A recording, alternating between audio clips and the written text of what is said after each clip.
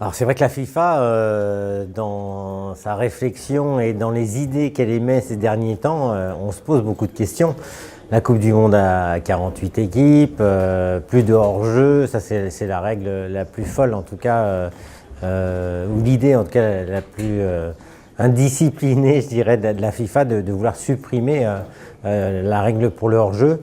Donc c'est vrai que ça part un peu dans des sens qui ne sont pas vraiment très clair et qui ne met pas le football en tout cas en avant, tel qu'on l'entend.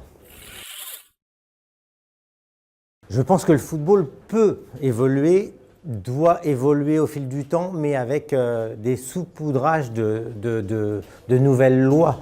On ne peut pas tout révolutionner et amener 10 nouveautés, il ne faut pas exagérer. Je pense qu'une, deux, trois nouveautés, changements peuvent être apportés à ce sport pour apporter encore plus de dynamique, d'enthousiasme, d'intérêt, d'attractivité, même si le football est déjà comme très attractif.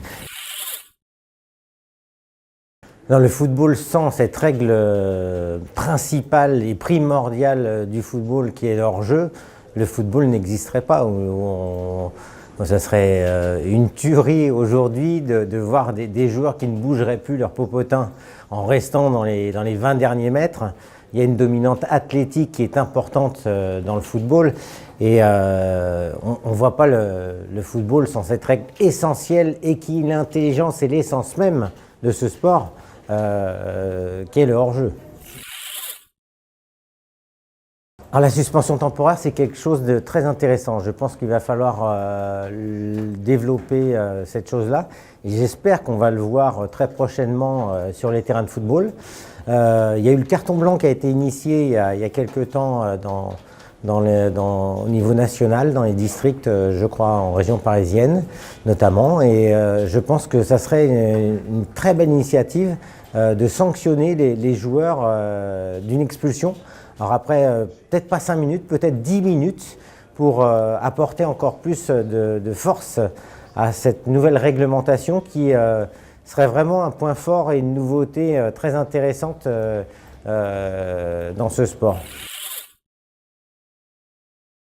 Ouais, sur le temps effectif, je suis moins partie prenante. Je ne vois pas spécialement d'intérêt à ce temps fictif. Alors après, peut-être, par contre, peut-être dans les 10 dernières minutes, éviter des changements pour gagner du temps ou dans les 5 dernières minutes, essayer d'initier quelque chose sur ce sujet-là.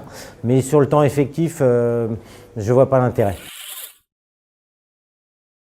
Alors je pense qu'il y a eu l'histoire de la passe en retrait qui a été initiée, qui a été validée. Je pense que dans un avenir proche, il y aura une évolution du football dans les règles.